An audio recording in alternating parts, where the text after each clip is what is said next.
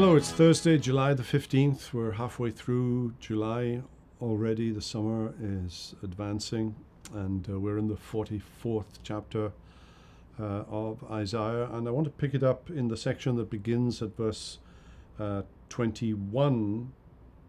And I want to read to you now verse 24. Thus says the Lord, your Redeemer, who formed you from the womb. I am the Lord who made all things, who alone stretched out the heavens, who spread out the earth by myself. It's interesting how often in the prophets the doctrine of creation is important. It's not a secondary issue.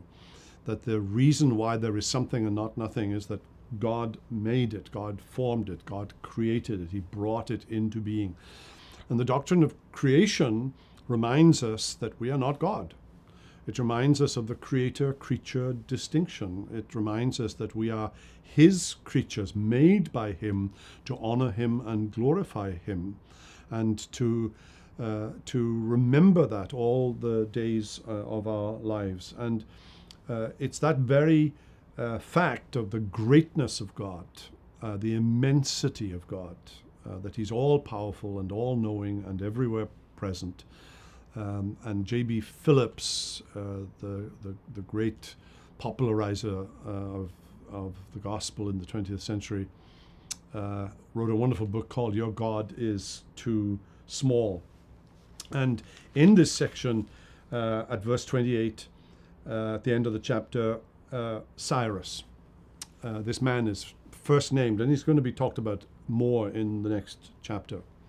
So Cyrus is going to be Israel's deliverer. And Cyrus is a Persian who's almost 200 years in Isaiah's future. He will be the one who will conquer the Babylonians and issue a decree that the Jews can return to Jerusalem, and actually send money to help them rebuild the temple and the walls of Jerusalem. Now Cyrus was a brute of a man. He was a sophisticated man, but he was an emperor. He did terrible things.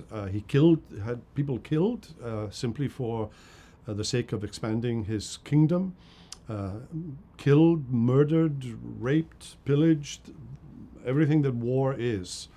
And yet, the astonishing thing is that God chooses this man to deliver His people. God puts His imprimatur on this brute of a man to do one thing, and he will have no idea what he's doing.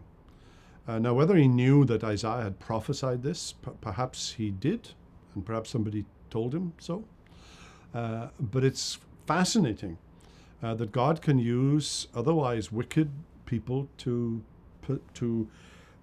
ensure the progress of His plan.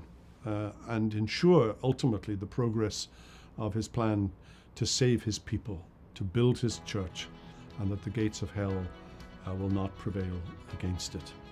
Well, more on Cyrus next week, but that's it for today. Have a wonderful weekend.